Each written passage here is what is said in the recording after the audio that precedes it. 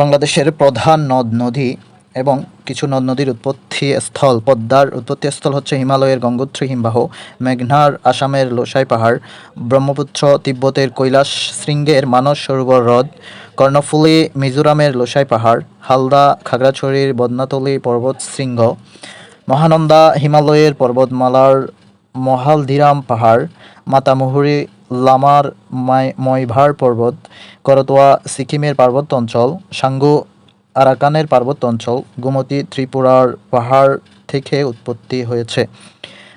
নদ-নদীর মিলিত স্থান। কিছু নদ-নদীর মিলিত স্থান যেমন পদ্মা এবং যমুনা মিলিত স্থান গোয়ালন্দ রাজবাড়ী, পদ্মা মেঘনা মিলিত স্থান চাঁদপুর, ব্রহ্মপুত্র তিস্তা মিলিত স্থান চিলমারী কুড়িগ্রাম, সুরমা ও কুশিয়ারা মিলিত স্থান আজমিরীগঞ্জ হবিগঞ্জ।